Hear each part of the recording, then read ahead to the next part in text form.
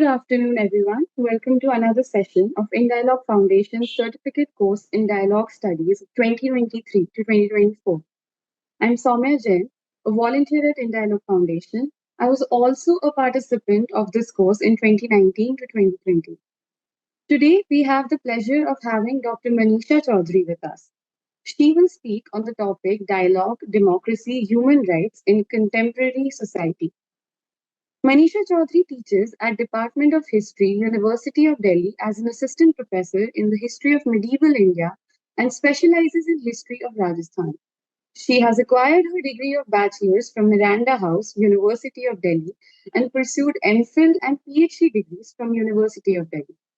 She has written and lectured extensively on economic, culture, social, and environmental history.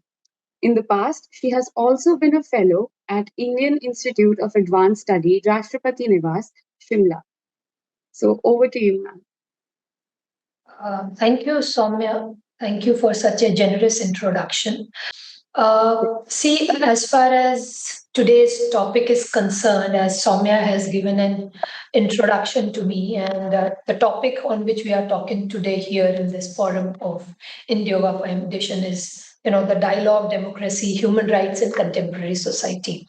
Before plunging into the business of the day, I would like to thank, your foundation for considering me to be there and to talk to your students and, all the other esteemed members and the colleagues, basically, because learning process never tries to tell us that who is different from the other one and how. So we all are here in the process of learners and, we all are learners here. So I look for the positive reflections from everyone, and I really look forward for suggestions, which will definitely help me to take forward some more, work into it and will help me to basically bind upon these issues. So the topic for the day is dialogue, democracy, and human rights. These three topics are obviously very, very relevant for today's contemporary society. And it's not that they're contemporary and they are, these are the issues which are essential only for today's society. These issues have always been significant for any society because none of the society could exist without a dialogue. So the first, the D of the day is your dialogue. Dialogue is something which we start ensuring, which we start establishing with every kind of person around us. Be it a plant in your home, you would like to have a dialogue with that plant. You would like to know, is your plant growing? Is your plant getting sufficient care from you? Is your plant responding to what you are giving to it? So that's again a dialogue, because there are two things which are living and they are engaging into it. Similarly, even if there are objects which are not in the dialogue, right? Not in the dialogue in the sense there are many things in our life which will not ensure any reciprocative dialogue to us, right? Reciprocative herein I mean, like just Soumya had a glass of water. So might be the water is something, there is a message from the body that you are thirsty. So you just want to, just sip one, take some water and then you are okay. But are you not establishing a dialogue with your glass the moment you purchase your glass? Because the moment you are purchasing it in the market, many times we don't have the choice of purchasing, right? Because the parents are buying it, or if you are into something else, then someone else is buying it. But the moment you get a chance of ensuring that what kind of glass it should be, you would like to ensure a dialogue with it. Because for you, it becomes a statement. It becomes a statement for you to reflect, right, what you are, what your personality is. Like, if I give you one more example, if you go to any person who is actually dealing with art history or the person who is dealing with art per se, you will not find a simple glass in their home. And you will wonder, ye kahan se mila, right? That is the first inclusiveness. So that is the dialogue that you have ensured with the object. And you would like to continue that dialogue because you enjoy that dialogue, even when it is the monologue. It's not the dialogue there but the dialogue is that what you are ensuring in your containment, in your satisfaction zones, that yes, it is something that is reciprocating with me, right? So that is where your dialogue starts. Similarly, your dialogue also starts When you see a small kid, you would like to know the kid is happy or not, right? When the child is able to speak, you get to know that mother is constantly under anxiety to know if the child is crying, why he or she is crying, right? So there is an essential requirement there as well for them to ensure what and why, right? So there is a mother is ensuring a dialogue with the kid,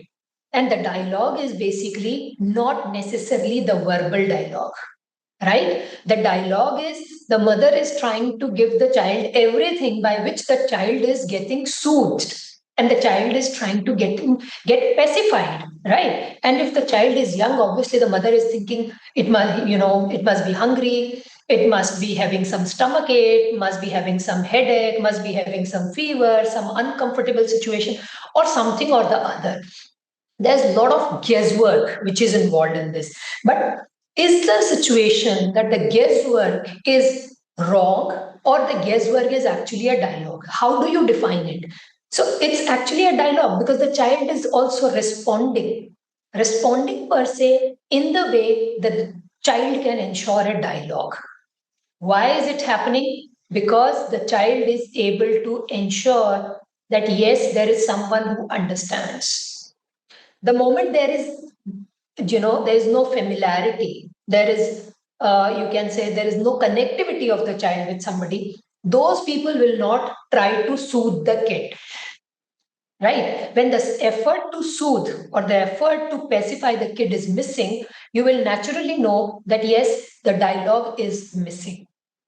And that the moment dialogue is missing, the problem starts in the nature as there is only a monologue and there is one actor which is trying to convey something wherein there is no reciprocation on the other side, or there is no response from the other side who would like to mix with it, or who would like to respond to it, or those who would like to engage with that particular kind of dialogue. Similarly, I give you another example. If there is a child in your home, you might find if the child is in a joyful mood, you all would like to play with the child. But the moment the child is, angry, anxious, ill, cranky, everyone would like to throw the child to the mother. Dekho, you see it. You please take care of it. We don't know what is wrong with him. Or nobody would like to take the kid to an elderly in the home. Nobody will take the kid to a grandfather. They will take him to grandmother. Please check what is wrong. Right? Why? Why is it so? Because it is considered that they have the repository of the information by which they will be able to ensure some kind of the dialogue with the kid. So this is the dialogue, and this is the power of the dialogue, that you would like to dialogue with somebody where your message, where your understanding, where your idea, or whatever your communication aim is, should get communicated. It is addressed or not, that's altogether a different issue. Right now, we are not talking about the addressing of the issue. We are just talking about conveying your dialogue, putting your thing into, expression, putting your thing for the other one to take it, to accept it, or you can say to execute it, whichever way, the another party would like to take it forward. Interestingly, whenever we deal with dialogue in history, because history, as a subject, takes lot many things into consideration when we start working. And recently, because a lot of historical works have been done on various aspects of identity formation, so in this, dialogues become one another a very essential, you can say, essential part of the entire circle of it. Why dialogue is essential? Because wherever we see information in history, we would like to see who is the reciprocating partner of it. Like if I take you an example from Ashoka. Ashoka is considered as a violent Ashok or the Chanda Ashok, right? The one who is actually killing so many of his people and then coming to the throne, right? And there's another long history behind him, that why he did so, what were the conditions, he was forced, he was not forced. We're not going in that debate, but what we're talking is the dialogue. Ashoka has tried to ensure a dialogue in a particular way. So far, he was successful. He continued to ensure the same kind of dialogue. The latest researchers in history, they are trying to see that what has caused Ashok after a point to actually stop working on those lines of violence, right? Rather than going for the idea of peace. All through his life, he has gone by the violent ideas. What was so that he stopped going by the violence and started preaching the peace? Right. So there are many who start working on this and they have come to the conclusion that when the Ashok is trying to preach about Buddhism, actually that is the time when Ashok, is already at the age of 60 or 65. So when he is at that age, obviously it is natural that he's no more left with the energy to actually fight or to wage wars in the same fashion as he was doing in a young age.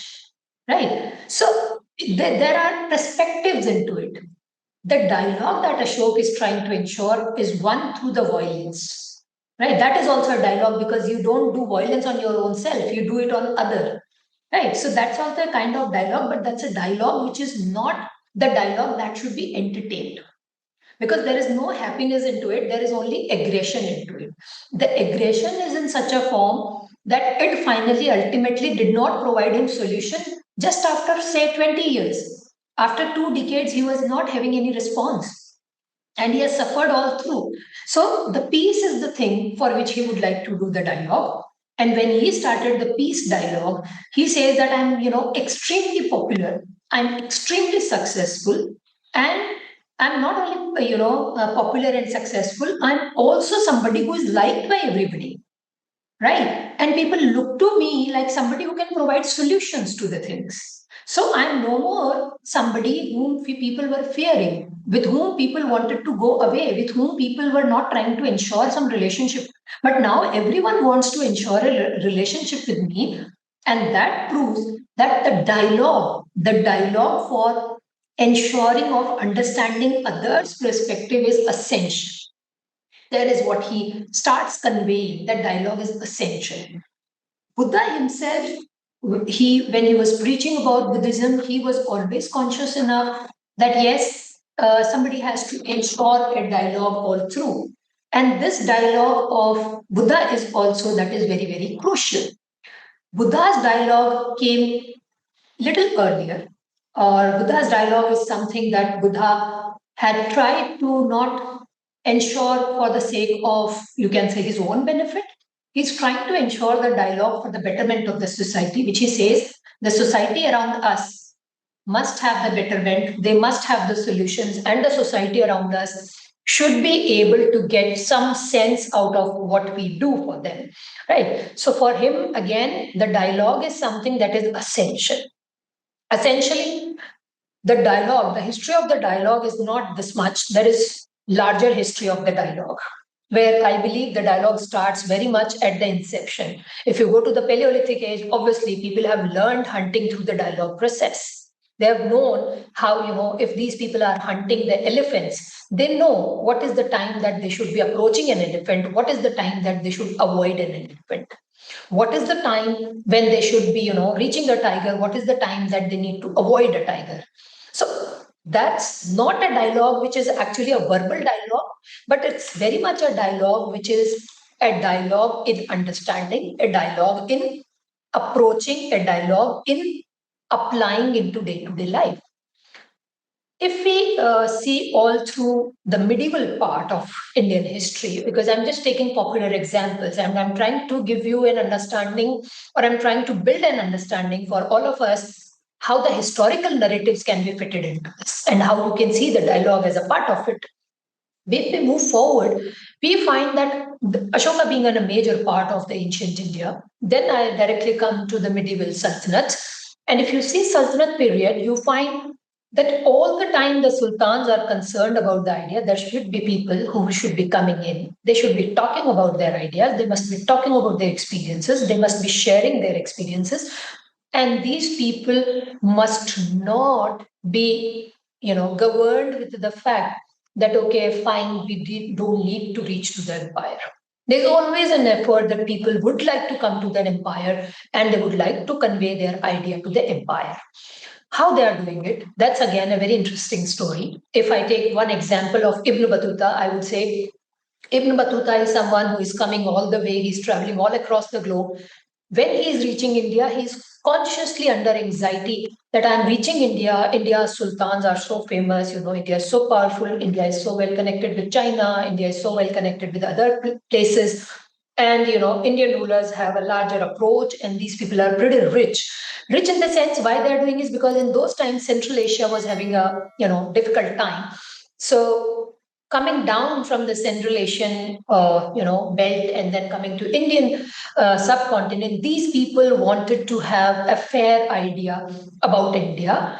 And the idea that they got about Indian landscape or the Indian courts or the Delhi Sultan courts is that they are, amazing courts. There is Chinese silk. These people get items from Tibet. They are having, special itru which they make, and these people they grow rice, they grow nearly 27 varieties of crops. The rice which is grown all across the India is amazing.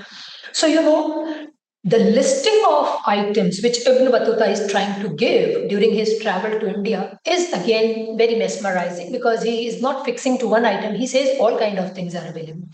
And most important, and that's necessarily the topic of interest for a person like me, is that he's conscious that what should I be carrying down to the court of the sultan, so that I can get the time to ensure a dialogue with him. He wants to ensure a dialogue, he wants to ensure communication with the sultan. What kind of gift should I carry that the sultan immediately picks me up and says, okay, call this person, I need to interact with this person, I would like to interact with this person, and this person should be somebody who shall be recognized in the court.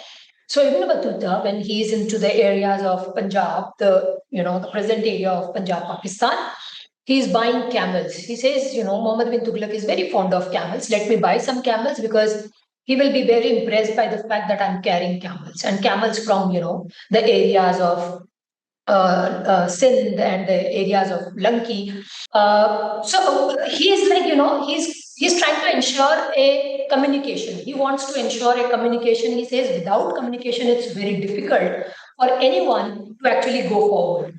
Similarly, he gets a very special camel, the camel with two humps. And he immediately becomes interested into this. He says, Muhammad bin Tughlaq must not have seen a double humped camel. I must carry it, and I will definitely get a slot in the court to actually ensure a dialogue with him. And he gets it, and definitely, as his intuition was, he gets a entry into the court on basis of that double humped camel. And this person, the moment he comes in the court, everyone is, so impressed that he's carrying a double humped camel, and people are, pretty interested to know that would he be gifting this camel, or would he just be presenting the camel and take it back? So he says, definitely this is a great camel, and if you want, I have to leave it, because I actually thought the Sultan is so special, and if the Sultan is special, I need to leave this special item with Sultan. The presence of Sultan and the presence of this Ibn Battuta, both in the court of Delhi, became so important that Ibn Battuta was made member of the court. And what he ensured for the Sultan is the dialogue with all the other societies of the world. What he is doing, he is also nominated as an ambassador to go down to China. When he is moving towards China, obviously there are other things what are happening. And there, with this kind of thing, the dialogue has made possible to us the text called Rahel, which is, a huge document which Ibn Battuta actually left for India, and that contains information about India's all kind of states, all kind of communities, because he traveled down from Delhi to Deccan. From Deccan, he moved and he went towards Karnataka. From Karnataka onwards, he went to Kozhikode. In Kozhikode, he takes he takes a boat, and then he reaches towards Tamil Nadu, and then he's explaining about Tamil Nadu. He's explaining about Sri Lanka, and then he's saying, finally coming here, I had bad experiences, and therefore I'm thinking not to go towards China, but I'll come back. But you can see the first information about the popular culture of India is actually ensured via the dialogue. The dialogue that Ibn Battuta could make effort for and could secure the dialogue from Muhammad bin Tughlaq in the court of Delhi Sultan. Uh, this is another example, it's another popular example. The dialogue is again coming forward in the form of the Mughal state. The Mazhar, the dialogue for the religious debates. When the Mughal state is under confusion, when the Mughal state is going through the dilemma, which religion is superior, which religion is not superior, whom to believe, whom not to believe, all those confusions are going on. Then Akbar ensures that okay, I have to see that there are sufficient number of people so that there can be a dialogue in between the religious groups, and the religious groups are able to finalize who is what and why they should be doing, and whose religion is superior to whom, and is there any religion actually which is superior or not. And in this Mazhar, which is famous as Mazhar Nama, or you can say the Mazhar Nama debates, it is also compiled. There's again a plethora of documents around it. This Mazhar is something where, Jain priests are trying to preach that how Jainism is better. Buddhist priests are coming and telling, how Buddhism is better. And there are others who are coming and saying how Naqshbandi Islam is better. Then somebody is coming and saying, Chishtis are better. Then someone is coming and saying, the Shia Islam is better. Someone else is saying Sunni Islam is better. And all kind of, the debates actually started. And there are many of them who had fights and things like this. So this document again tells us that finally, all through this, Akbar reached a conclusion and said altogether that there is no religion actually, and there is Sulh. There is religion that I am going to promote. This is my religion, and those who are coming to it, they will be called as the people of the Sulh, right? So the idea of growing, the idea of allowing the expression, the idea of exchanging the thoughts is something that was crucial all across the history. The dialogue, whenever they stopped happening, the situations actually worsened. If you can see today's situation, we find wherever there are relationships, wherever there are court cases, we find the moment dialogue is seized, it becomes difficult for people to coordinate. It becomes difficult for people to move forward. It becomes difficult for people to communicate. And it becomes very much painful for people to even express each other to each one. And when this becomes a problem, obviously the issues become more and more, you can say more risky in the nature. You're looking at the lawyers, and if you talk to the lawyers, especially the ones who deal with the family courts, you will find the constant complaint that these people make is the parties are not ready for dialogue. The courts have started the special provisions in the same way that we should have something called moderation, we should have something called arbitration, we should have something called, establishing the agencies for, promoting the communication, or something or the other by which at least people should come forward and express. They should not express in isolation, and they must not, just form an idea, okay, the other party is this. So they say you stop labeling only when you are able to come forward with some kind of dialogue. You express yourself, and the more you express, your expression gets finer. And if it gets finer, then you have the capacity to actually seek the solutions because you know your problem. Right? If you look into the psychological aspect of forming a problem, if you look into the psychological aspect of writing a problem, psychology says that there are three stages of anybody's life where how person should get success. And I don't know how many of would you agree with me or not. We all look for success or not. I mean, I'm looking for the participation from members. How many of you look for success? You can just raise your thumb like this.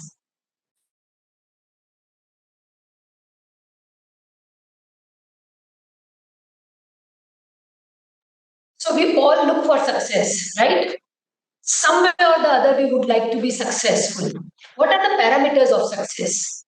If one by one you can just give me one, I'll be happy because we are not many people, we are just 14 people here. So, your parameter of success, that how would you think you will be successful?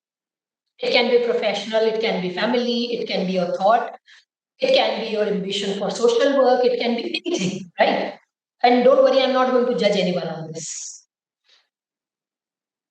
Just one thing that you think you will be successful if you get this.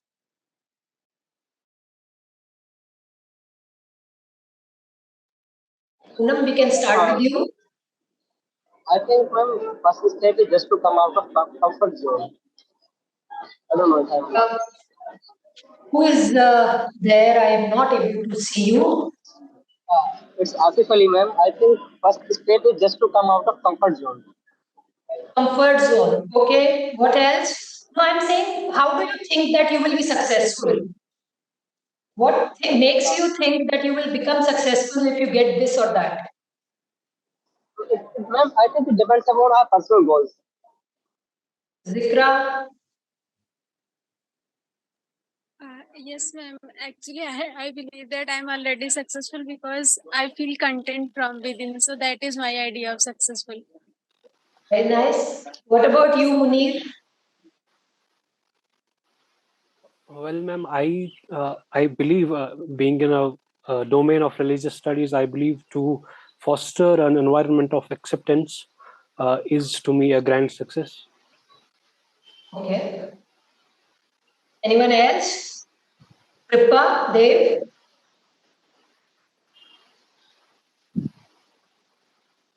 Happy, satisfied. Okay. What about you, Sonal? For me, success is if like to be a reason for someone else's smile, be it family member, be it anyone, like any person in the world. Okay. So, you people are already successful, then I must say, because you are all contained. That's, no one is contained till the moment, you are already over with the innings. I'm sure you all must be having something, some professional success, some increment, some promotion, some more money, some more peace in home, something or the other is what human beings, if they are alive, they have to aspire. Even Buddha, the one who is considered to be the, the liberated, was also always ambitious for the fact that I should get some more time for meditation. Wherein he was meditating, for nearly 18 hours a day. Even then, also he wanted to meditate some more. Right? So much so that he even said, when I'm, sleeping, that is also a mode of meditation. Right? So you need something more. You need something more. But our idea is not about getting more. The idea of satisfaction, because I was talking of psychology, right? I was thinking we will pick one personal life example, but it's fine. Psychology says that, okay, fine, the first is you come out of your comfort zone. That is fine. But that's not the psychology that says. It's the motivational leader who says. Psychology never says about. Psychology is all about, your own head, what your brain says you. That's your psychology. मनोविज्ञान वही है जो आपका दिमाग आपको कहता है. So naturally, you are designed in such a fashion that you will continue to aspire and you will continue to admire something beyond. Psychology says the problem is identified the moment you start putting your problem into, black and white. You start writing your problem, then only your problem solves. Unless you write your problem, it is not going to solve.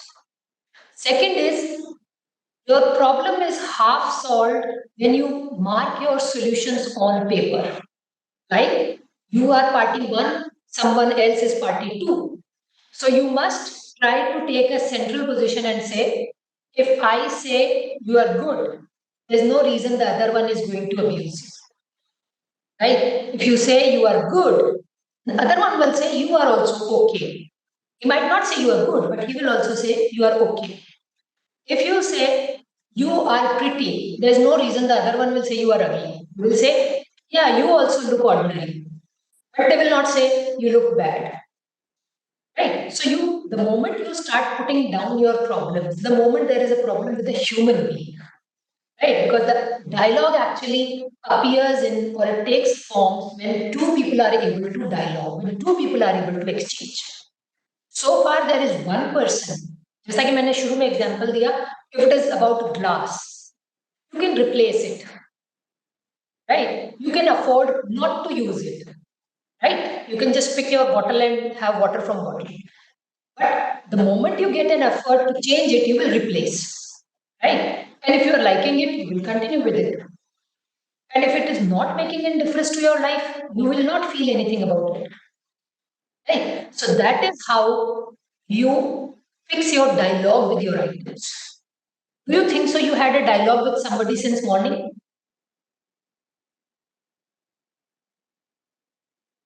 किसी से सुबह से बात हुई है किसी की? नहीं हुई है? कोई इंसान मिला है? घर में कोई मिला होगा, मम्मी पापा वाइफ हस्बैंड, वो नहीं मिला तो बच्चे, कोई तो मिला ही होगा, सुबह से मिला है ना? कोई नहीं मिला तो you must had your Yeah, I spoke with my friend. right? So since morning you must have gone for your bath, and then after bath you must have chosen clothes what you want to wear, right?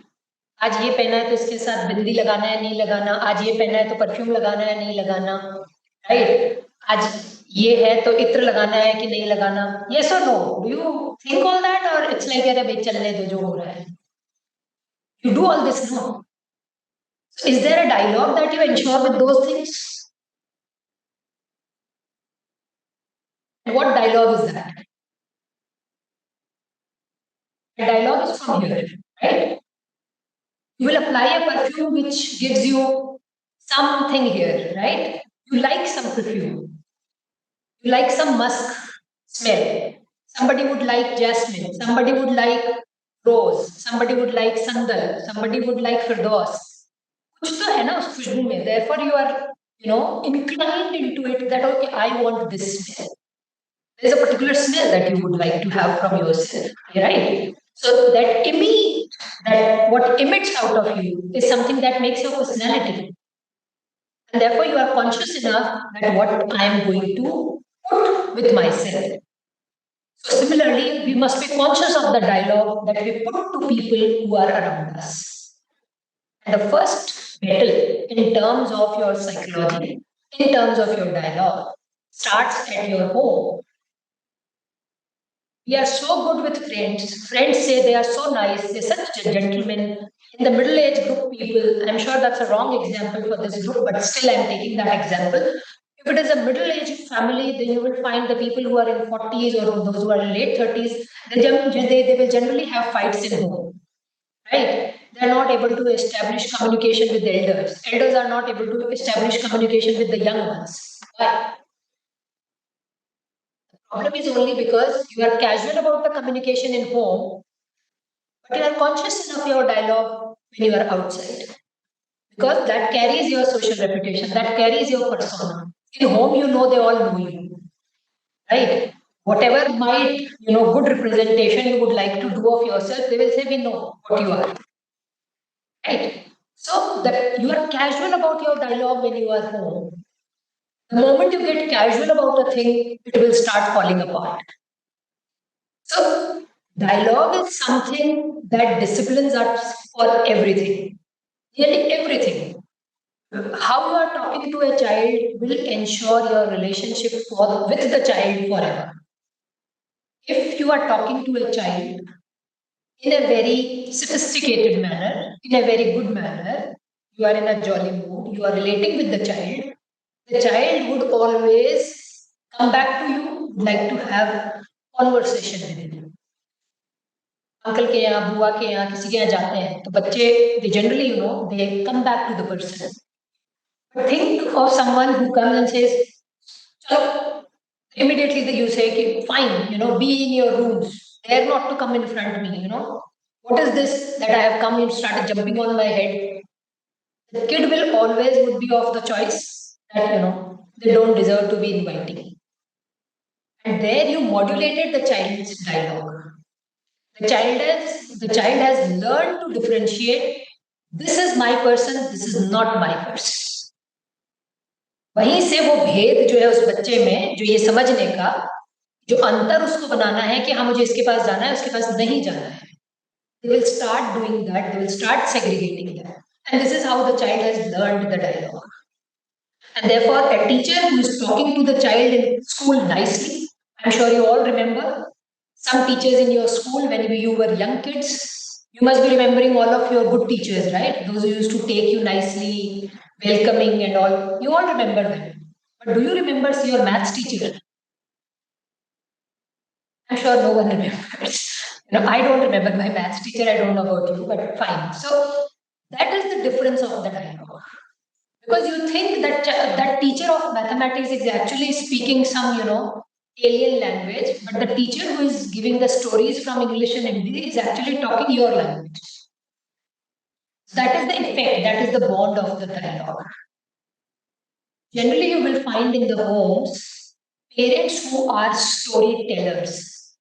जो माता पिता या जो घर में कहानी सुनाने वाले लोग होते हैं, चाहे वो दादी दादा हों, grand parents, uncle, aunt, mothers, whosoever, those who are storytellers, they are generally preferred by the kids. That please tell us the story, because that's the dialogue which gets completed with them. But they will not call someone who is teaching mathematics or who will say, you come, I'll teach you maths. You come, I'll teach you English grammar. Child will not go to that person. They will say, हाँ, 1 घंटे बाद में, later, 1 hour later or 2 hours later. That is the distinction that we draw from that. So dialogue is essential. So my request is you must never get casual about your dialogue. And dialogue is something that you must be most appropriately doing, because if your dialogue is in the fashion, if it is in the line, then whatever you put forward will definitely be convincing. Right? It will not be something which anybody would challenge. People will accept what is proposed by you. जो भी आप प्रस्तावना रखेंगे उसको लोग accept करेंगे यदि आपका डायलॉग डिलीवरी क्लियर है तो.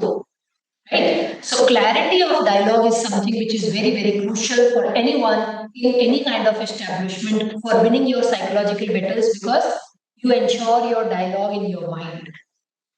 You can only raise questions to yourself that how and where it can get challenged, where somebody can question my dialogue, where somebody can stop me on the dialogue, but you will not have a problem of not getting your idea conceived by the others. And when you are addressing a gathering, dialogue becomes another very crucial point. Why? Because people should take your idea. People must welcome your idea. People must relate with your idea. Unless they relate, it's difficult for them to actually take forward your, because they will say, "क्या बोल रहा था समझ ही नहीं आ रहा था." Right? So getting into the dialogue and ensuring the dialogue is something that is very, very essential, and we must not be casual about the dialogue. That is how the dialogue frames it.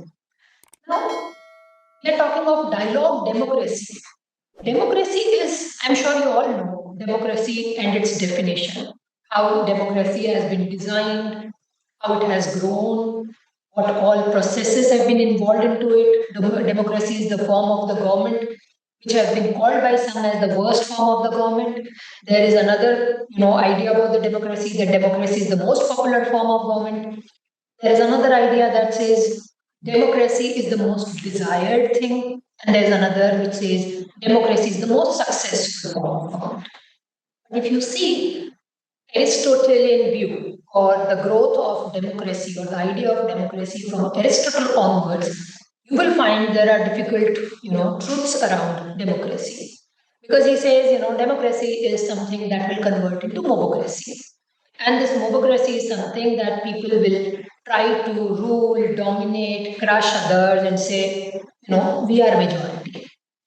Right? So he says, and democracy is something that will come much, much later, and much later in the fashion, as it will only come when the governments or when the people in the power, they know that yes, this is the right time we must do, because in the name of majority we can play around.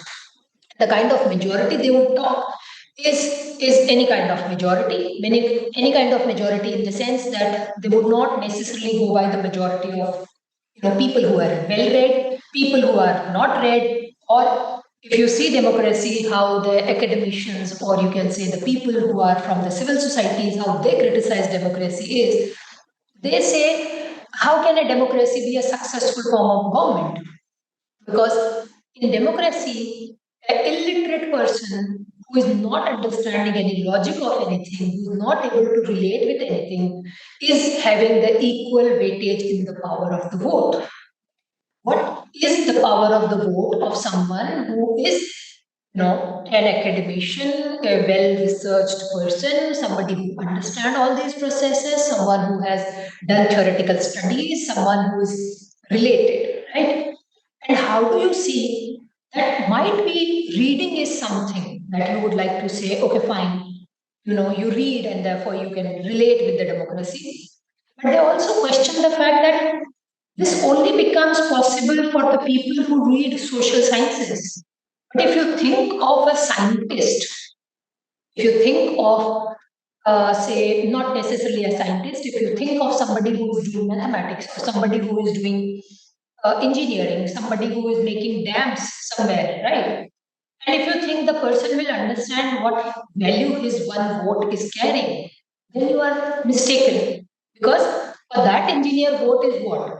It's a vote. Or because he is not able to understand the social theories, the engineer is not able to relate with the social theories, is not able to see, how it is coming back into the politics and how it is going to impact the society at large.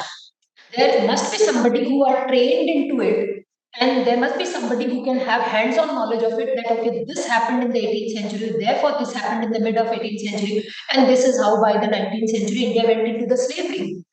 Right. So there should be people who can understand these transitions of the social sciences which are impacting the society on a larger way.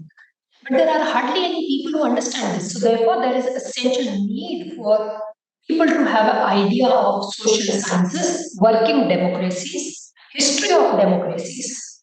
But is this possible to teach everyone about the history of democracies, to all kind of scientists, to all kind of doctors, to all kind of groups of the academic groups that you all read about democracy? Definitely nobody would be interested in it, right? Because there are interesting. They will say we don't care about it, and therefore we find in most of the families, it's the family vote is driven by the idea what the parents have said or what the chief of the family has said, where you are supposed to vote. Right. And the moment these things start, right, because they try to give you an insight by saying that we know better than you. They might not know anything, right? But the idea that they would like to prevail upon is we know better than you, therefore we are telling you where you are supposed to vote. Right? And you see, if a child who's, just into BA political science and somebody who has read about democracy, value of vote and all, they would like to preach their parents that no, no, no, I know better than you, that you are going by the, idea of pluralism or things like this. The parents will say, the children from the neighbor are better. Whatever their parents are telling them, they do that. You are getting over our head because we are giving you freedom. So the moment you get this lesson, you are again, taken aback. Okay, fine, let me go with the, whatever is said. So this is how we preach democracy into public circles. But the moment it comes to our own, groups where we can be influential carriers, what we do is we go by the idea of discipline. So democracy is something that is equated to discipline, and then somebody tells you that okay, you are not sufficiently trained, so better not to go by the democracy. No one is caring about it. Democracy is not run by your one vote. Democracy is run by the discipline.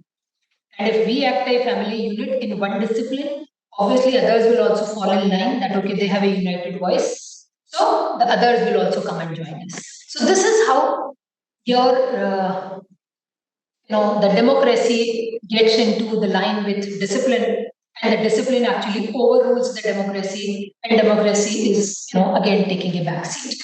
Now, why democracy is taking a backseat? The most crucial question that we all must ask each other is the communities have stopped communicating. The communities have stopped going into the dialogue with each other.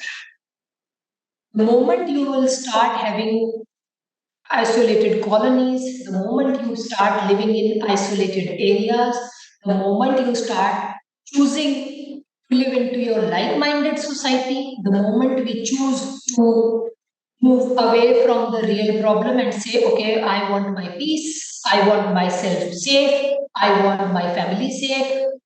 The moment you do it, we are actually giving space to the other forces to label, label as such that see, they are ghettoized.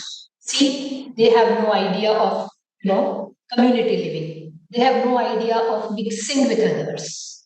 And this can be not one group, there can be many groups. Historically, this has been done to many, many groups. If I give you an example from history again, look at the court of Raja Ranjit Singh of Punjab. He was a Sikh, right?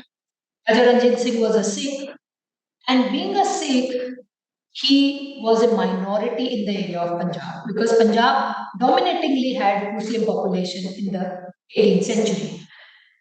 Even then, his governors who were fighting on his side, whenever they were asked about their religion, they said they are Sikh. They were not carrying forward their identity of saying that I am a Muslim. They said, we are Sikh. Similarly, you find a Purohit or a Pandit in his court, those who are doing all kind of rituals for Raja Ranjit Singh, they are Purohits, right? They are Pandits from Kashmir. The moment they were asked that, what is your caste or what is your religion, they say we are Sikh. So, identify yourself with somebody which is a minority there. Minority in terms of population.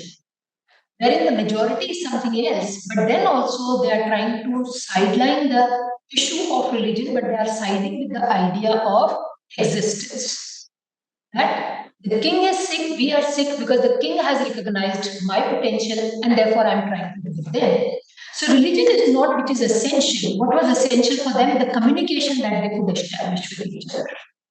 And interestingly, therefore, you find the Sikh Muslims, therefore you find Jat Muslims, therefore you find, Pandit Muslims. And what is the reason? Because many of them started working under the Mughals. And the Mughals, whenever they gave them the job, they said, what you are, be it, Chandrabhan Brahman, right? He was a Brahman from Gujarat. But when he was in the court of Shah Jahan, Chandrabhan Brahman is always saying, I'm a Muslim. Right? He is a Muslim because he is identifying with the state. He is saying that the state has recognized me, I am with the state, so it is immaterial to me what I am doing. So you see, the feeling of the state is something that was more crucial for those people, and when they are aligning with the state, the idea, the clarity that comes to them is about where we are aligning ourselves. Right? So because and why they are doing so? It's not that they are driven by the idea of democracy. They are not driven by the idea of democracy, but they are driven with the idea of the safety and the security of the spaces. They say it is the state that is providing us the safety. And if they are providing us the safety, we need to be with the state because the state can only ensure safety and growth when we support the state. It is not that we will constantly fight against the state and the state will protect us. That cannot happen, right? Because over a period, the state will start saying that you are not working in line with the state. So there is no reason for the state to actually protect you. So this is how we see historically the dialogue was something that was crucial to grow the idea or to grow the nature and the environment for the surveillance or to serve into the purpose of the people. Because the idea of democracy is the government by the people, for the people, to the people. Right? So, for the people, to the people, by the people. Who are providing? They are the people actually. Right? Chandrabhan Brahman is a person. Shah Jahan is a person. Same way Ranjit Singh is a person. And same way his court nobles are persons. They are all the people of different association, different religious understandings. But they are the people of the state, right? And therefore, their idea of democracy is what we, right? We are the people who will make the state. So therefore, the idea of democracy, if you see, it actually works like this. The moment you start identifying it with something which is not crucial, it starts failing. If I give you another example from the history about the power of the dialogue and the democracy, is the famous, the famous person called Temur in the world history. Everyone knows about Temur. Temur came to India also. Temur, when he started in his area, he was very young, and when he started realizing that he would like to come to power and he would like to do all these things, people said you have no future. First thing is you are from such a small tribe that nobody will recognize you because the tribe system into the entire area of Hindu Kush, Afghanistan, and these places was very, very strong.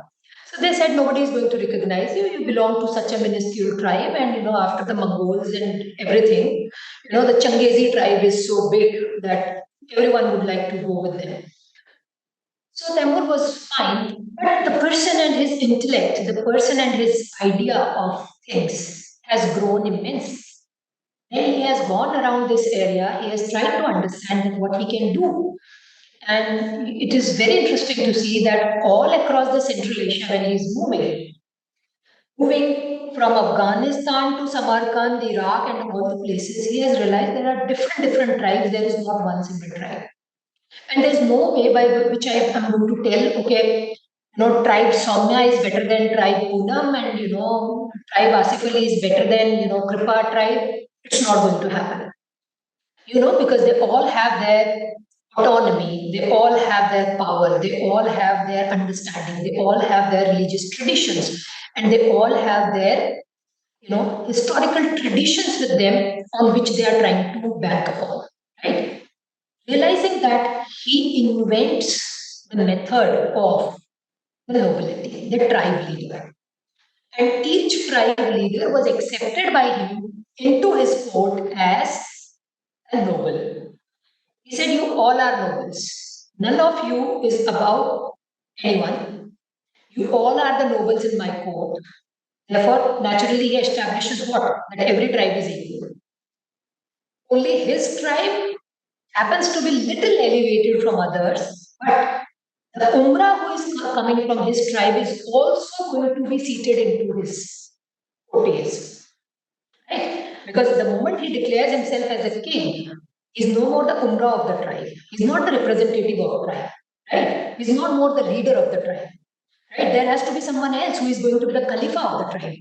So recognizing all these Khalifas, what he says, all the Khalifas are going to be in the equal position. They all are the nobles of my court. And they are entrusted with the responsibility that, okay, if you are Umrah of Samarkand, you continue to be the leader, you maintain your area. The only thing that you are supposed to do towards the state is, as and when the state needs you, come forward and support us. And the other thing is, whenever there is an invasion from your side, from the other side of yours, those who are our enemy areas, let us know, protect your zone. If you need any help, let us know, we will come forward. Right? So just recognize, pay tributaries, not like you have to pay exorbitant tributaries, but just pay something by which we can recognize that, okay, you're still licensing with my court. You're not, flown off, you're not going with another one. You're still with my court is something that you must ensure. So this is, the kind of invention that he did. And, this invention has actually moved forward to the Mughal state, the Safavids, Ottomans, all other medieval states survived on this concept of umras. And it became so popular that you also see the tradition continues even today. The state representatives who go to recognize each other's friendships are called umras. That, okay, these are the people who are coming forward for this representation situation. So this is, unless you are going to accept everyone's diversity, democracy cannot work. Democracy only works when you think the others are existing in equality. Equality not by the representational situation, but inequality in terms of the resources. right? Because none of these tribes came back to Temur and said, okay, somebody who is living in Iran is eating, all the pistas, but we being in the Afghanistan are not getting pistas, they are only surviving on opium. They're not saying that, right? What he is trying to tell them that, okay, whatever is excess in your area, you just part it on, right? You pass it on to each other, and when you start passing it on to each other, there are fixed rates, right? And these fixed rates are something by which you will be paid off, right? So there the concept of the trade taxes has come into being, and they said, okay, fine, whatever we are, how and what is available in the nature, on basis of that, the similar thing should be taxed. Opium is produced less than obviously the pistachio. So naturally, what you do is you tax opium more and you tax pistachio less. Cloth is produced in abundance, so cloth is taxed much lesser than anything else. Right? And everyone must get clothes. So accordingly, the variety of the clothes will be invented. And the clothes that poor people are supposed to buy, there is lesser and lesser tax on that, wherein those who are using the cloth as their display of luxury, their cloth will be taxed much more higher than what others tax will be. Right? So these are the parameters that you draw by classifying the people. And when you classify those people, it's not on the lines of their religion, it's not on the lines of their demarcation, that what you did in the history, what you are going to do in the future, and this is how we read you and all. But you do it on basis of their economic status. That yes, the one who is weaker would be needing some support, you need to do some hand holding. And when you do such kind of hand holding, there must be a chance by which they can actually get elevated into their position. So this is how democracy, the purpose of democracy is what? It must identify the area which is a weaker area. It must do hand holding and pass it on to the next stage of life, where people are naturally then motivated to invest into something by which their lifestyle can actually, elevate. So if the dialogue is there, unless there is a communication in this entire process, this democracy cannot work. Democracy on the Mediterranean ways, the voting system, the ballot papers and everything is fine so far. Getting the elections execution is done. But do that really matters? There needs a real overhauling for doing such kind of elections, which are actually going to help people understand what is the purpose of this entire exercise. Right? Election is just a ritual. In democracies, election has just become a ritual. कहीं 4 साल में election होना है, कहीं 5 साल में होना है. Somewhere they are going to do elections in 7 years. But election is more a ritual of the democracies, is less a participation in the democracy. You also see there are many people who just don't participate in their elections. There are so much of NATO, right? Not voting for anyone. So where you are going to abide?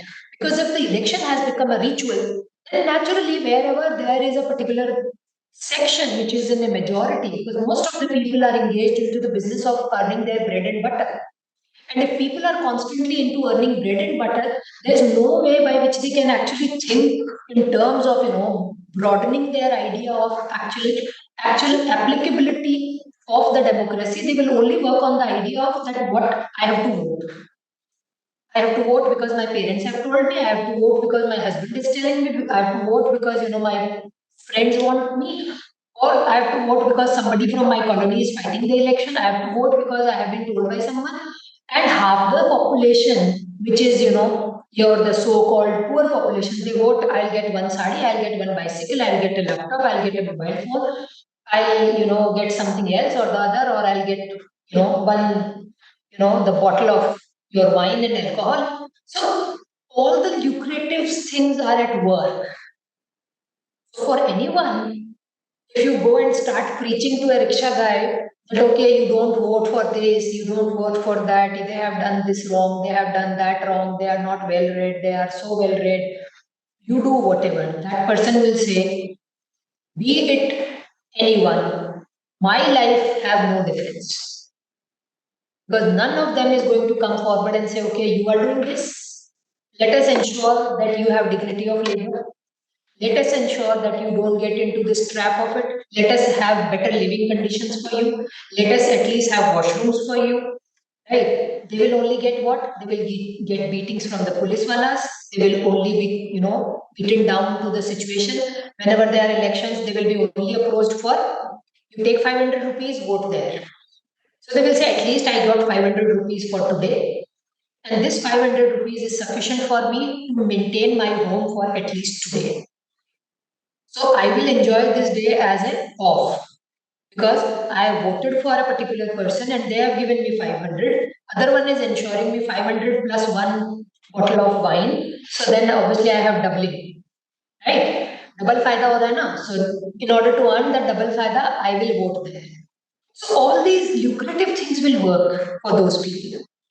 Right? Recently in Tamil Nadu, one of the parties said we will ban alcohol. Do you really think so? The kind of revenue that comes from the alcohol for the state. Do you think so? Any state is going to ban alcohol? No sane person can think that. No sane person can think it. Right? Governments come to the forefront and they say, we will declare the dry state. Do you really think so? If they are going to declare, dry state, India ka 35% revenue is, no, what do you call Jairam ji ka types? So it's so difficult. It's so difficult you can't get it done because execution of this is so impossible. Impossible for the very simple reason because the state also needs money to survive.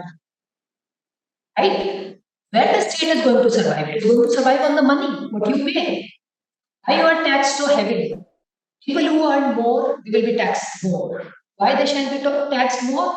Because the idea prevails is because they are getting more from the state. Because the state is facilitating them more. Because the state is providing them more of the space to grow their business, to do their activities, and things like this. Right? So the democracy must not work only on the idea of economy. Democracy must work on the notional idea of at least doing some well-being on the ground level. Because the moment the situation will improve on the ground level, half of the things will change naturally. Why? Because if you make difference to the life, the economic life of the lowermost strata of the society in a democracy, the crime rate of the state will drop like anything. Crime rate. Why? Those who are in thefts, जेब कतरे, चोरे, right? ये सब कौन करता है? The ones who cannot actually get a job. They're not fit for anything, so they don't get anything, right? If somebody will get some dignified labor and somebody will tell him or her that each day you come to this work, you will get rupees 500 and at the end of the month you will get 15,000. Do you think so those people will engage into any kind of such activity? Look at your house helps. They come to your home for cleaning, cooking, washing, and all other things, right? Everyone tries to afford one. When they are coming, do you find they are engaging into such activities throughout their life? You must have seen throughout your life. Some maids are continuing in some homes for say, about 20 years, 10 years at least. You see, their lifestyle never changes in those 10 years. Right? Because they are not into this business, they are actually they are ready to work. Might be they are doing bad work, they are not trained, they are not skilled. That's a different question altogether. But the moment the state starts investing into the idea of changing life of those people at the bottom rung, identifying their strength from the economic point of view that yes, these people are poor and they need some hand holding. The moment you make some changes in their skill orientation, they will instantly be ready to jump to the next stage. And the moment they jump to the next stage, the crime rate will definitely drop, and there the democracy becomes successful. But we see none of the governments across the platform, across the world would like to invest in this problem. Where they would like to invest, they would have all the resources to do any kind of thing to actually only grow these problems. Because they want people without resources so they can keep looking towards the political leaders for solutions. Do you find any political leader so far? If you have an example, please enlighten me, because so far I don't have any example from any political leader who has actually enlightened the world about anything. Have you seen any political leader provided a solution to something so far? They all will come with great ideas. We will do this, we will do that, but you only wonder how they are going to do it. And when you look into the policies, you find a huge list of professors down the ones who are proposing. And if you tell professors to do something, the way I am doing, we can lecture on like hours. You tell us anything, we can lecture for hours altogether. So if you make five professors sit down and say, give a police, give us a policy for providing solution to the poor people, they will give this huge document. And the government will say, this is pretty big, put it on the website, let people read and find out what they want. And none of you obviously have the labor or the energy to read that 700 pages document and say, okay, I will do this and I will change life of the people. Right? No one. But you see NGOs, they only start with small idea, very small idea, any of the NGO, and they make drastic change to the people's life. Drastic changes either in the surroundings. If not the surroundings, they at least make change to the particular community or particular group to which they are hitting to. If you see paper cart, it's just one small NGO, paper cart. They started with the idea that who is the group who is actually making paper. And the one who are making the paper are unable to actually use this paper. Right? And who are these people? These are the people who are mainly, the children who are into trafficking or something. They're just pulled out of it. But they don't get to read it. So Papercraft started with the idea that we will make stationaries, we will supply the stationaries, and whatever profit we will earn on each stationery, we will use for educating these kids. And you see, today Papercraft is a revolution. Similarly, you see First Cry. Whatever was given for the first cry was like, help a child. Whatever you are ready to do, just donate. Whatever you have. Discarded clothes, paper, pen, used pens, pencils, destroyed utensils, broken cups, whatever you have, you just give it. They carry this entire garbage to their cry stations, and on cry stations, they tell kids this is the raw material. All those kids engage into making items. They sell them, whatever money is coming, cry is running the school. Similarly, you have many other institutions. Like there's another beautiful institution, I'm forgetting its name. These people try and save girl children from trafficking. And this is a single lady who is working on this idea. And what she's doing, she's just keeping people in her home. Wherever she gets a news that there is a child in trafficking, she will go, a boy or girl, whosoever it is, whatever age group, she never bothers that what kind of crime is involved, who is involved, who will do what. They simply go to the area, they pick the person, they bring back to them to the main line, and they put them into schools. And they put them in the school through their institution, that the school or the school children, the ones, those who form their peer group, they never get to know from where the child is actually coming. Right? So this is how people are supposed to think about. The solutions in the democracy can only come through these things. But the idea should not be, because how people are thinking these days is, if I am a Hindu, I will only run an institution which will help Hindu girls to get married. If I am a Muslim, I will only donate to the groups where the Muslim girls who are poor girls can get married into okay families.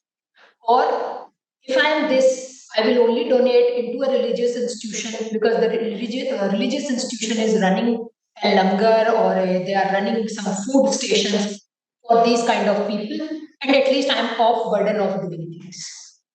So the idea is something which is very good. You have access, you are ready to be philanthropic. But being philanthropic, use your money and put your money to the intelligent use. It's not that you have to do it independently, but you can look for the like-minded people who are ready to come together. Small investments, and then small investments shall be built upon some very natural idea, which naturally works for the people. Right? Naturally, here I mean, It should not be an idea which looks very, overarching to people, and people say, we don't understand what you say. Right? So there are many stations which work for you, say, drug de-addiction. Right? So they get people out of drugs. And they are not doing it like, that we'll go to the jail, we'll make a jail, we'll put people there. Nothing. They simply say whosoever is in drugs, whosoever is able to do it, they are actually getting the person out of it, and they are ensuring that person is put into such a surrounding that he is naturally detached to the situation. It's not that you can detach somebody from anything. It's their natural detachment that should begin. And they're successful. So the detachment or attachment, these are natural processes. If you think you can initiate for somebody, you cannot. You just have to motivate the person and they shall be able to take it forward. That is the effect of the dialogue in a democracy. Because democracy permits you to take the various aspects of dialogue into the fold of your discussion. It's not that you have to just talk about a specific part of it and then fix yourself into it and say, okay, fine, this will only work like this. There is a dedicated path for this, and this is a sacrosanct path. No one can, deviate from it. No, democracy must allow the space. It must allow the space to fan out whichever way, there is a betterment. Wherever there is a possibility of stepping forward from the present prevailing situation. Now, this all pertains to the question of your human rights. Because we all know what is a human right thing, how it came into being. There are many things which are explained around human rights that, okay, UNO has done this, UNO has explained the human rights, UNO has given out a charter, there is a UN declaration and things like this altogether. But this is something which is talked much recently. Was there no word before the time the human rights as a term was coined and brought in? Or the human right is something which is a problem of the Western world, which has been given or which has just been transported to the other Asian, or you can say other continents. Right? Because history says the problems which were not of Asian continents have been just labeled onto them that, okay, there is a problem with you. Those problems were never with those people. So how do you define human rights? Where did it evolve? And why did it evolve? Right? That is one thing where we need to talk about. Manavadikar. Right? Do you have any cases of human right violation in history? Or do you have any definitions where you can say, okay, this was human right and here it got violated and therefore this rule came into being? There were only laws. There were only the dharmas which somebody is supposed to follow. And after the dharma, there was a code. There was no code for punishing people. Even if you see the Delhi Sultanate, there is no code which is going to punish people. There are only the natural intents which will talk about the humans who will come to that particular situation. Right. So Delhi Sultanate also is not laying out, wherein the Delhi Sultanate is a proper state. It's a proper state, functioning from Afghanistan till Bengal and from, your areas of Punjab till Gwalior. They also don't have the code of punishment. When did we get the code of punishment? IPC, Indian Penal Code, that came to us only in the 19th century. IPC padhoge na kabhi. If there is somebody from the legal background and if you Google IPC, you will get the year. If I'm not wrong, it's somewhere in 1872 or something like this. But was there nothing in India before it? And how the Mughal state, the Delhi Sultans, the Lodhis, the Afghans, the Bahmanis, the Vijayanagara, how they were managing the state. So might be there were no criminals at all. And obviously that utopian situation must not have prevailed. There must have been criminals, there must have been people who must be engaging into bad activities, who must not be falling in line with the state. So we have never had a problem of such thing. Because the state never interfered with the idea of color, religion, interpretation. The state was only concerned with the idea, my citizen, my responsibility. Citizen not going by the established norms of the surroundings, established norms, wherein I mean Like the Delhi Sultanate says, or you can say that the capital of Delhi is something where you are supposed to be in the city by 6 o'clock, right? So the city of Alauddin Khilji or the city of Mehrauli, which is now the Qutub complex, you get to see. All these areas had huge gates. Like if you see Shah Jahanabad now, the one you called as Purani Delhi, Lal Killa Ilaka. So if you see all this, you will get Ajmeri Gate, you will get Delhi Gate, you will get Kashmiri Gate, you will find Lahori Gate. ये सब gates हैं. What these gates mean? These were the exterior frontiers of the city, right? And these gates were something which you must enter by 6 o'clock in the night, right? So that your evening time, the time sun is setting down, the dusk is approaching, you must be inside the city. After that, if you are outside the city, then obviously there is a procedure that will be followed. Why you are outside? What kept you out? Why you delayed? Right? Why for you the gate has to be open? Things like this. You will be questioned.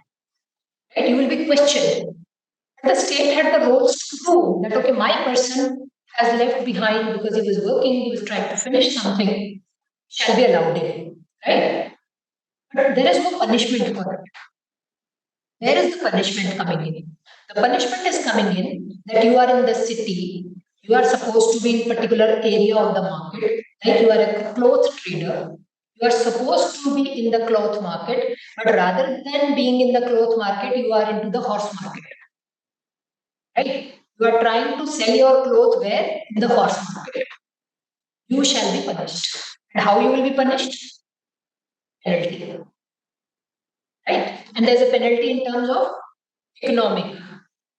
There is no that you will be, you will be slaughtered. And I'm not saying there is no slaughter. Obviously, there are such punishments also, but violation, or you can say the violence, only comes when you have done violence to others' body. Like if somebody has been reported with the mistreatment or maltreatment, or you have tried to disturb modesty of some women or something like this, obviously there will be a harsh punishment that you will get, right? Because you were not permitted.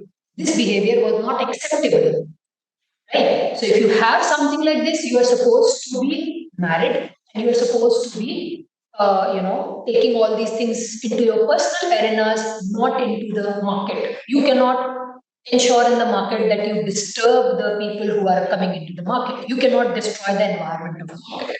Similarly, when you are in the horse market, you cannot ensure that there is something, not ensure, but you cannot do that there is a Arabi horse and you say, okay, it's a Persian horse, and you sell it on the price of a Persian horse. If it is identified, you are supposed to pay the penalty. Right? And if you are somebody who is doing this repetitively, then what will happen? You will be punished by some vibes, right? You will be punished by some beatings, or you will be punished by some harsh punishment, like where your body will be engaged. So there are stages of the punishment. So all these things are not something which involve the question of human right, because the courts were open for the approach. Where did the human right came into being?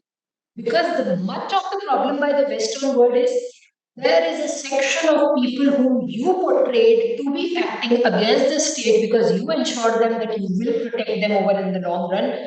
And after a point, you see you are failing to protect them. The moment you fail to protect them, you would like to name it as the human right. That there's a human right which is involved, you must protect it. Where? When a black is beaten into America, the state has not accepted or not registered the case as human right violation. But when in India there is a single person who is beaten or who is, you can say, manhandled, then you say there is a human right violation. But being a democracy, you are not concerned with the human right violation into your own area. You have tried to overarch yourself and portray because you are not concerned with the person, you are concerned with the image building. You want to universalize the idea that okay, we the people are better evolved than the Orientals or the despots or the scavengers or all these backward kind of people, and we are the one who actually can give the world ideas. Like another popular example of this is when you look into the environmental history all across, you will find that throughout the Europe, throughout the world, British are the only people who have destroyed the environment globally. They have cut the forest of India. They have killed the wildlife of India. They have cleared the entire Iran. They have destroyed the wildlife of Dubai. They have destroyed the entire setup of Afghanistan.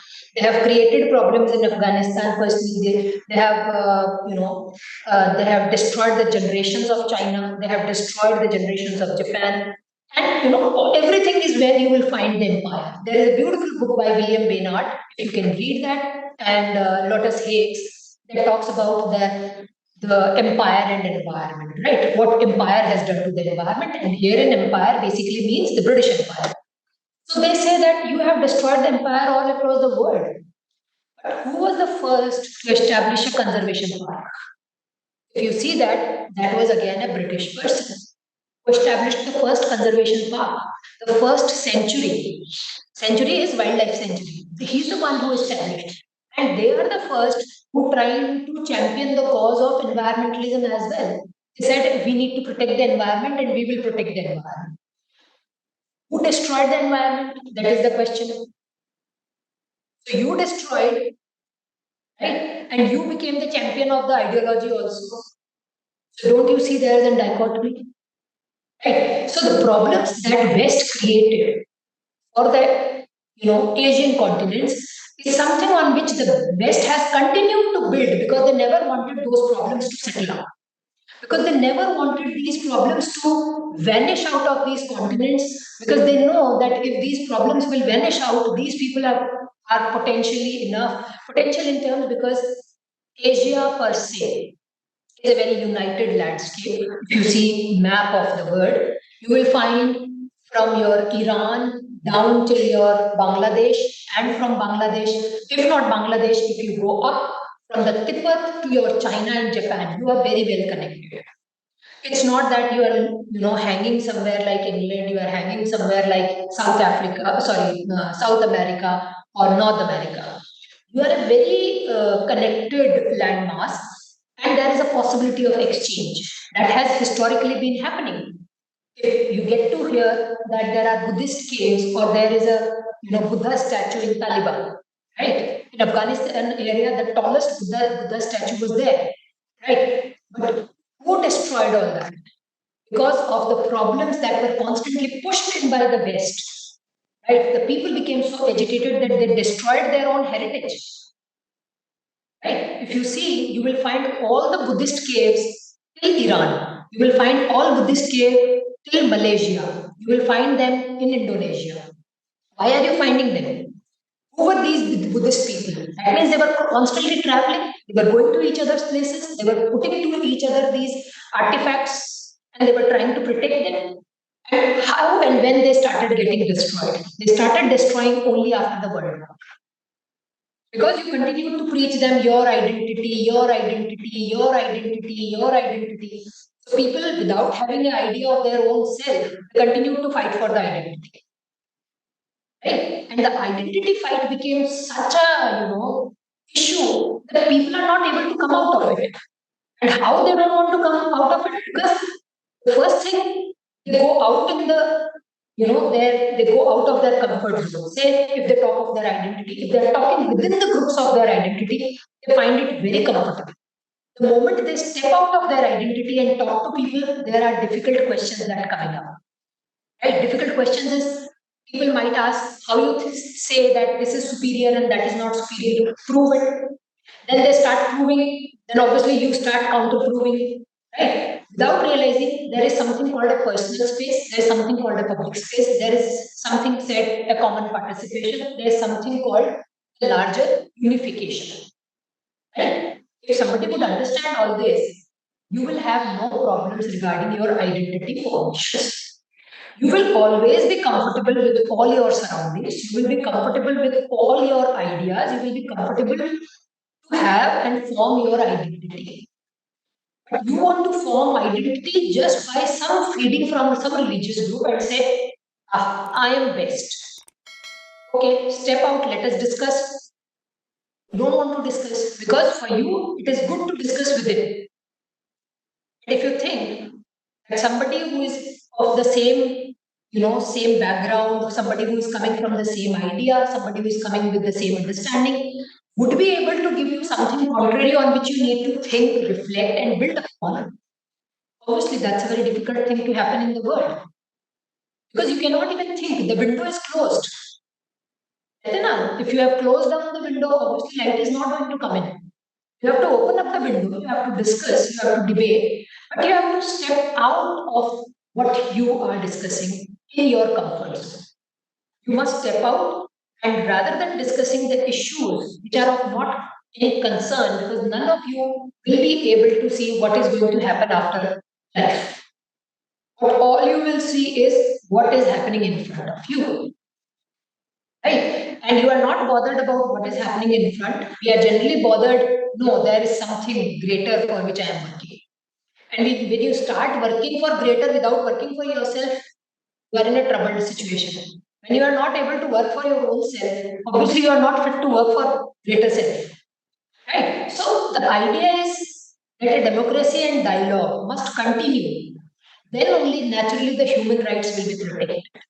Civilizations will continue to thrive. Better ideas, innovative ideas will continue to float because two languages, two ideas, two people, two concepts can always make better effect to anything rather than what is singly oriented. Because the effort, the involvement, the expression, everything gets refined the moment there are two brains which are ready to dialogue, define, put forward, improve, take it to the next level of discussion, again, involve some more, and take it forward. So, this is how the democracy can only work. And there's no problem of human rights because if people understand democracy in its soul and people are ready to dialogue, no democracy can actually fail. Democracies fail when people stop putting in dialogue, when people stop engaging, and people start saying, yeah, this group is mad and this group is intellectual. Intellectuals must not engage with foolish. These people are foolish, better we don't engage with them. These people are insultive in nature, so let us not talk to them. The moment you start making blocks, saying this is bad, this is good, this is intellectual, this is better, this is mine, this is yours, you are putting people in baskets. You're not ready to take forward and say, okay, fine, let's discuss. If there is a dialogue, there is a solution. Naturally, we'll reach some solution. Or you might find out some new formulas which are providing solution to the others. Because you will reach somewhere. Right? There's no way that after dialogue you reach nowhere. That's not the possibility. There definitely is. You will reach some conclusion which will be either a new solution. If not a new solution, at least your some motions or some your wrong ideas will definitely will break. And you will come with new ideas that will help you to go on forward and come and take forward. With this, I open the forum for questions and I look forward that you please either Soumya, you can collect the questions and then we take them together. और पहले ma'am ने बात की थी dialogue के ऊपर। Ma'am ने बोला था कि डायलॉग का वर्बल होना नेसेसिटी नहीं है। मैम बट अगर हम किसी चीज से बात कर रहे हैं या खुद से ही डायलॉग कर रहे हैं, जैसे आपने बोला कि हम अपनी पर्सनल लाइफ में बहुत कुछ चूज करते हैं। लेट्स से हमने किसी से बात भी की, हो सकता है हमारा मैसेज उसको ऊपर डिलीवर नहीं हुआ हो, तो वो भी तो डायलॉग ही है ना। हम उसको डायलॉग से अलग नहीं कर सकते। हम उस बात कर सकते हैं कि जो डायलॉग डिलीवरी की साइंस क्या है, उसके क्या पॉजिटिव कॉनोटेशन हो सकते हैं, क्या नेगेटिव कॉनोटेशन हो सकते हैं। दूसरा था कि बहुत सारे क्वेश्चन थे, मैं भूल गया। मैंने काफी बार इसलिए हैंड रेज किया था क्योंकि उस टाइम चल रहे थे क्वेश्चन दिमाग में। सॉरी, आई थिंक मेरी कनेक्टिविटी बेकार थी, इसलिए शायद आपको ये दिक्कत आई है। हाँ, एक बार तो मैंने मैम एक चीज और मैम, हम डेमोक्रेसी के ऊपर बात कर रहे थे कि जो आज की हमारी फॉर्म ऑफ गवर्नेंस है, मैम ये भी तो हो सकता है कि ये जो हमारी फॉर्म ऑफ गवर्नेंस है यही इसके ट्रू सेंस में गलत है। हो सकता है कि हम जब बात करते हैं ह्यूमन राइट्स की, तो डेमोक्रेसी उन सब चीज को इंश्योर ही ना करती थी, क्योंकि बहुत सारी फॉर्म ऑफ गवर्नेंस है, चाहे वो थ्योरोक्रेसी हो, चाहे मोनार्की हो, चाहे डिक्टेटरशिप हो, या रिलीजन बेस्ड गवर्नेंस हो, उनमें भी तो थे सारी प्रॉब्लम। फिर हम बात करते हैं मैम इस चीज की, आपने बात की थी कि क्राइम्स वगैरह को लेकर, हाँ मॉडर्न एजेस की बात की थी आपने कि वहाँ पर ह्यूमन राइट्स है। मैम मेरा ऐसा मानना है कि ह्यूमन राइट्स, आप मेरे को बीच में रोक दीजिएगा एक्चुअली, अगर आप किसी आंसर को लाइक किसी क्वेश्चन को करना चाहें। मेरे ख्याल से ह्यूमन राइट्स वहाँ आते हैं जहाँ पर मैम रिलीजन नहीं हो, क्योंकि ह्यूमन राइट्स की बात हुई है 90s में, 1948 में यूएन का जो डिक्लेरेशन था। और ऑब्वियसली जो इंडियन कॉन्स्टिट्यूशन है वो अपने 14 के अंडर रूल ऑफ लॉ की बात करता है, या नहीं नहीं इक्वालिटी बिफोर लॉ की बात करता है, या इक्वल प्रोटेक्शन ऑफ लॉ की बात करता है। वो उन दोनों में बहुत डिफरेंस है कि वो अलग बात है कि अगर हम इस पे बात करें कि इंडियन गवर्नमेंट उसको कैसे लाइक मैनेज कर रही है, किस तरह से उसको इंश्योर कर रही है कि इक्वालिटी बिफोर लॉ हो या इक्वल प्रोटेक्शन ऑफ लॉ हो। फिर हम आर्टिकल 19 की बात करते हैं जहाँ पर फ्रीडम्स की बात आती है, लेकिन अगर हम उसकी बात करें तो फिर इंडियन कॉन्स्टिट्यूशन में इमरजेंसी की बात है, फिर हम उसको कैसे, अगर हम इमरजेंसी की बात करते हैं तो फिर सेडिशन लॉज की बात आती है। बहुत सारी प्रॉब्लम्स हैं। लेकिन जब हम बात करते हैं ह्यूमन राइट्स की, तो मैम ये तो तब की उपज है ना, तब आई मीन उन सोसाइटीज की उपज है ना जिनमें रिलीजन था ही नहीं। अगर हम रिलीजन को ले जाते हैं ह्यूमन राइट्स होंगे, ह्यूमन, क्योंकि ह्यूमन राइट्स की बेसिक डेफिनेशन जो है कि ऐसे राइट्स जो ह्यूमन के एक इंसान के जीने के लिए necessities, that's the definition of human rights. आपने बात की कि जो पुरानी सरकारें थी, चाहे वो जैसे आपने बात की थी दिल्ली सल्तनत की बात की, या उन सरकार की बात की उस टाइम जैसे लोगों के ऊपर जो भी होता था, जैसे आपने एक एग्जाम्पल दिया कि 6 बजे के बाद अगर आप आते हो तो आपको एक रीजन देना होगा। ये सेम चीजें तो आज भी हमारी सोसाइटी में है ना। सिर्फ इतना है कि हम टेक्नोलॉजी के लिए एडवांस हो गए, तो हम लोगों ने जो हमारा स्टेट की बॉर्डर्स है उनको खोल दिया। लेकिन अगर आप इंडिया से पाकिस्तान जाओगे, पासपोर्ट का सिस्टम, आप क्यों जा रहे हो, अगर आप पासपोर्ट वीजा के लिए अप्लाई करो, आपके पास तो सवाल पूछे जाते हैं, क्यों जा रहे हो क्यों नहीं जा रहे। तो वो सारी प्रॉब्लम्स तो आज भी है, तो कुछ नहीं हुआ ना डेमोक्रेसी से। तो हम ये क्यों नहीं कहते कि हो सकता है कि जो हमारी फॉर्म ऑफ गवर्नेंस है, जो हमारी जो हमारी फॉर्म ऑफ गवर्नेंस है मैम, वो ही गलत है। आई मीन कि उसमें ही बहुत सारे फ्लॉज हैं, हमें उन पे काम करना चाहिए। अगर हम बात करते हैं डेमोक्रेसी की, मैं उस टाइम सोच रहा था प्रेजेंट फ्यूचर और पास्ट के बारे में कि डेमोक्रेसी ने किस किस तरह से चीजों को इन्फ्लुएंस किया है, वो किया किस तरह से गलत है। अभी मैं उसको आई मीन मैंने कहीं लिखा होगा। हाँ मैम, आपने डेमोक्रेसी के बारे में बात की थी कि सरकारें इम्पोज करती थी कि आपको यही करना होगा यही नहीं करना होगा। अगर हम डेमोक्रेसी की बात करते हैं तो फिर हम डेमोक्रेसी में एक्चुअली मैम इंडिविजुअलिटी की बात होती है। डेमोक्रेसी इज नॉट की, हाँ मैम अगर हम डेमोक्रेसी की बात करते हैं तो मैम डेमोक्रेसी का जो डिफेंस है, जो आइडिया है, वो तो है कि एक ऐसा इंस्टीट्यूशन या ऐसी ऑर्गेनाइजेशन या कुछ भी जहाँ पर सभी की सुनी जाए। Asif, to answer your questions, you said positive and negative of democracy, and positive and negative of this particular, and governance can be the wrong way of governing people. And third, you said human rights आए 14, 19 और ये सारी चीजें होते हुए थे, तब भी कुछ सॉल्व नहीं हुआ, अब भी कुछ सॉल्व नहीं हुआ, right? This is what you putting forward. See, sorry ma'am, actually मैं डेमोक्रेसी प्रॉब्लम्स की बात नहीं कर रहा। एक्चुअली मैं ये कहना चाह रहा हूँ कि देखो हर फॉर्म ऑफ गवर्नेंस में प्रॉब्लम है। रिलीजन आए जब अगर हम पुरानी सोसाइटी की बात करें, वो भी प्रॉब्लम्स को एड्रेस करने के लिए आए। लेकिन हम कंप्लीटली इस सोसाइटी को आइडियल सोसाइटी नहीं बना सकते। क्राइम्स होंगे, सब कुछ होगा। तो democracy is not about providing a society without evils. None of the society can be without evils. तो भी सब आप अपना माइक ऑफ करेंगे तो I believe you will be able to hear. So none of the society, democracy never says that I am providing solutions to all problems. That is a utopian society for which Marx was aiming. And Marx could never aim it because everyone said Marx's idea is a utopian idea and it is never achievable. That is one. Why it is not achievable? Because society will always be dynamic. Society will always be dynamic for natural processes, because if there is somebody who is above you, there is naturally somebody below you. Right? So this is, even if you are elevated from say level 4 into level 1, then definitely below you is level 2 and 3. Right? And if you are level 1, then naturally level 1 has become level 2. So this is a dynamic process. You cannot stop it. Right? But we are not talking of this. We are talking of that democracy will not solve all the problems. What I am saying is it will provide majority reforms. If you implement democracy in spirit, it will provide majority reforms. It's not that then that there will be no murder in the society. There will be murders. Ma'am मैं आपको counter करूंगा। आपने कहा कि democracy सारी problems को solve नहीं कर रही, लेकिन जो मॉडर्न फिनोमेना है उसने हमें बहुत ज्यादा आजादी दी है। लेकिन दोनों world war 1, world war 2 democracy ने दी। जितने भी अफ्रीका में प्रॉब्लम्स आ रही हैं, चाहे वो गरीबी से रिलेटेड हो, किसी और से रिलेटेड हो, या जितने भी डिक्टेटरशिप के बाद जो सरकारें बनाई जा रही है, या Iraq war, Iran war, Afghanistan के साथ जो हो रहा है, वो सब का सब डेमोक्रेसी के नाम पर ही तो हो रहा है।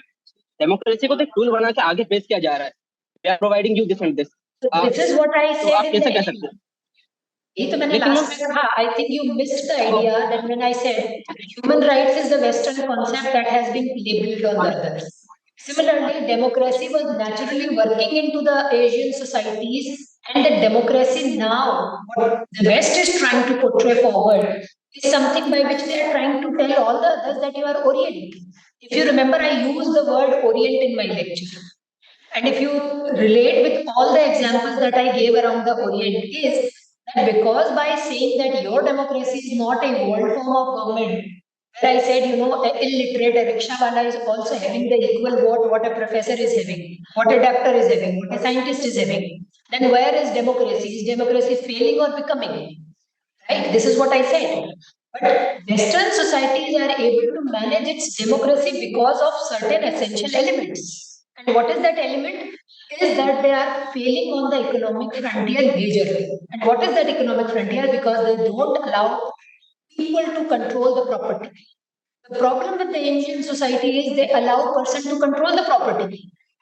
The moment the property right comes in, because here you can buy any piece of land. You can just showing the income, you can have a muchalka, you can have a patwa, and then you are fine.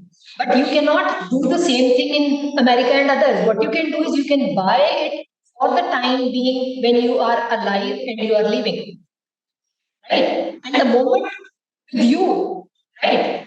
With you, the you being gone, the social status changes. The moment your economic status changes, you are supposed to switch out. Because your kid, you know, you might be a doctor there, your kid is a waiter in the hotel.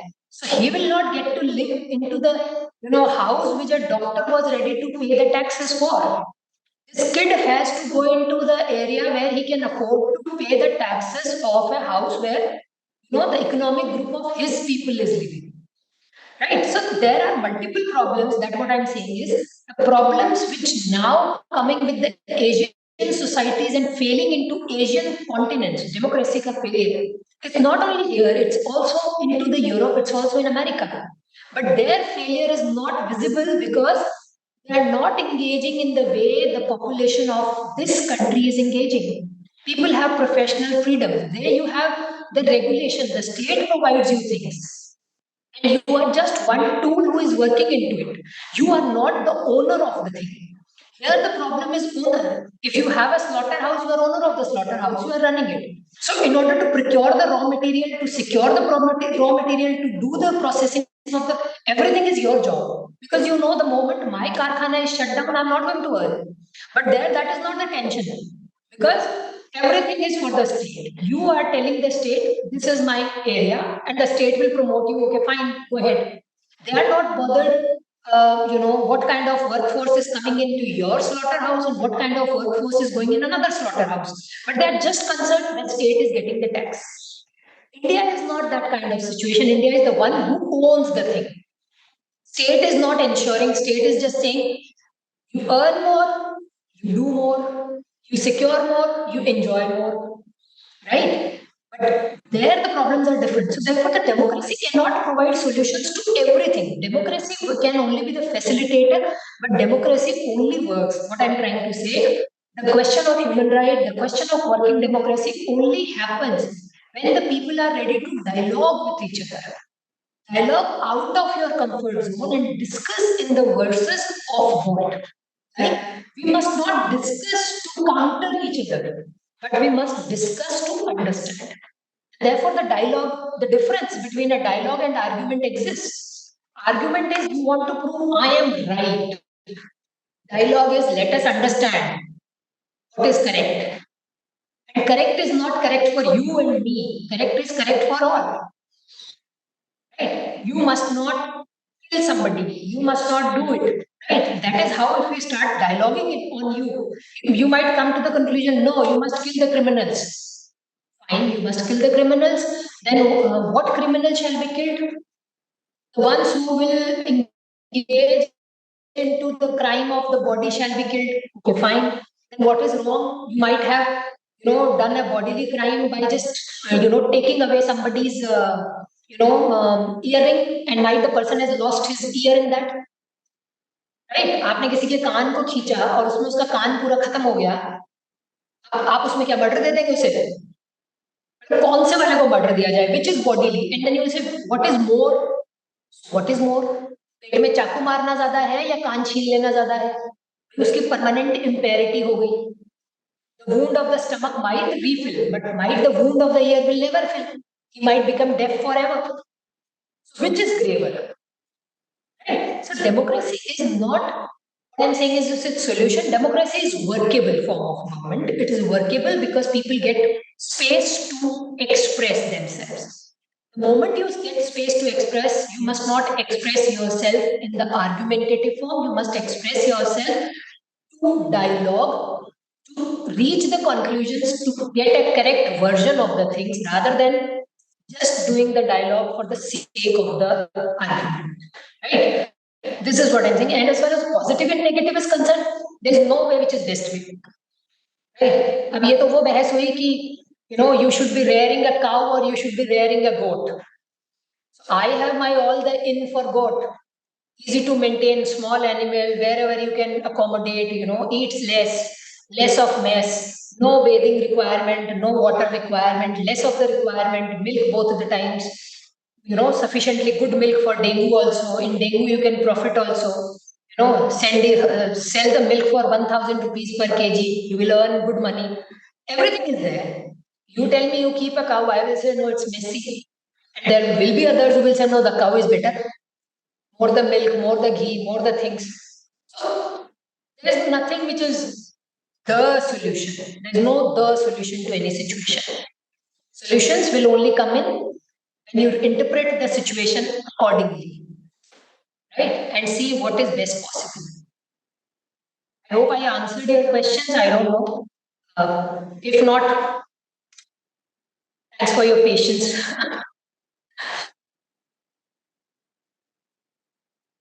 Any others?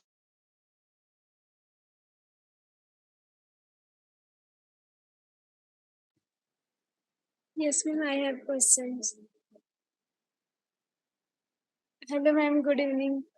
Good evening. Thank you so much for the wonderful lecture. I really enjoyed your lecture, and it was practical and like really connecting and like real life example. Yeah. So you mentioned that democracy works only when there is acceptance of diversity, and you also said that diversity in terms of resources, not only in terms of representation. So, ma'am, can you elaborate it a little bit more? And also, I was wondering whether diversity in terms of representation leads also diversity in terms of like resources, or like accessibility of resources. Yeah, thank you. Diversity is applicable on various things, right? If there are, say, resources, because diversity actually, why we talk about diversity is because diversity helps you to build a broader framework. Why you need to have a framework for anything is again essential because then you get to see the dimension, the contours of the thing. Right? If there is a problem, you need to know the contours of the problem. Unless you know that these are the problems, you will not be able to resolve, you will not be able to iron it out. So diversity in terms of representation is there, right? Because when we talk of 33% reservation for women into Lok Sabha and Rajya Sabha, everything is fine, right? It is said and then implemented. Similarly, you have diversity in representation when you say ST/SC quota. So that's given. But if that is possibly the thing, then there are minority scholarships. Then there should be no minor who is not well read. There should be all the minors who should be well educated by now. Right? This is 50 years of the independence, and still we have the larger number of minorities who are not into the main line of education. Why? That means representation is provided, the diversity. Right? But were they given the representation in the resources or not? You said in the constitution, itna percent reservation is for the minority. This much is for the ST, this much is for the SC, this much is for OBC. But who has ensured that you actually realize who is an OBC and where? Who actually needs this reservation? Do you think so? There is no ST in the Andaman who needs this reservation? Who is the ST who is actually getting the reservation? That is a very pertinent question. If you look into the ST reservation rules, selection procedures, आप civils का result आता है उसका list उठा के देखिए, आप police का रिजल्ट आता है पुलिस सर्विसेज का रिजल्ट उठा के देखिए. In the ST column, you will only find 2-3 communities. Latest example in terms of representation, I tell you, Rajasthan. अभी चला था ना पीछे रिजर्वेशन दिया जाए एक पर्टिकुलर कम्युनिटी को एसटी में. Judges were asking for the reservation in ST, which was the group which became violent and beaten out the people, wiped out the villages after villages. I mean, आप सोचिए गांव के गांव खाली करवा दिए गए, गांव के गांव जला दिए गए रातों रात. कौन सा वो समुदाय था, उसको कहाँ तकलीफ थी? क्यों? Because they know that throughout the northern India, जो भी सर्विसेज है एसटी के नाम पे सिर्फ वही सिलेक्ट होते हैं. यदि गुज्जर उसमें आ गए, उनका प्रॉब्लम क्या होगा? 100 सेलेक्ट होते हैं तो 50 हो जाएंगे, 50 नहीं तो 35 हो जाएंगे, 35 नहीं तो एटलीस्ट 75 तो हो ही जाएंगे. So see, where was democracy? Similarly, are there no tribes in UP? Are there? I'm going by state. Are there no tribes in Jharkhand? Are there no tribes into the areas of northeast? Are there no tribes in Andaman? Where are the tribes of the Chotanagpur area? Where are the tribes of Telangana? Do they get the representation in the main services? They don't. Right? Because they are systematically into the procedure where they are never able to come out of this. Interestingly, I give you one more example. If I tell you 33% women seats should be reserved in the your parliament, your legislative assemblies and all. You tell me who are those 33% women who are actually using this? Or they are the women of some previous Vidhayak or some previous MLC or some previous MLA whose seat has been converted into women's seat. Right? Say if my husband is a MP from an area, his seat is got diluted in the say, it has become a women's seat. He will go to the top command and say, I have won you 2 elections. And better, if it is a women's seat, you make it my wife's seat. And literally, the seats are reserved like this. So where is the representation? Is it a representation of a family? So naturally, the other people, the other women who must get an exposure, who must be better political leaders, they are nowhere in the thing. Right? To give you an upfront example, I don't know which state do you come from. You are from Delhi or you are not from Delhi, but UP तो जानते होंगे. Right? Yes, ma'am, I am from. Akhilesh Yadav है. जहां से ससुर हटे मुलायम सिंह, वहां कौन इलेक्शन लड़ता है? डिम्पल यादव. क्यों भाई? What is her credit? What is her potential as a politician? Tell me that. Why? These are the questions. So where is the representation and resources? This is what I'm talking. So कोई implement तो करे. Unless you implement on ground, democracy actually is not functioning. And if this is 1 or 2 cases, that's fine. But this is the majority pattern in India. It's not the natural. Unless people turn into democracy and clean the situation, like what is happening in Manipur. Right? 2 लोग थे शांति से रह रहे थे, आज तक भी तो those groups were there all the time. But what is the problem today? Why suddenly they started fighting?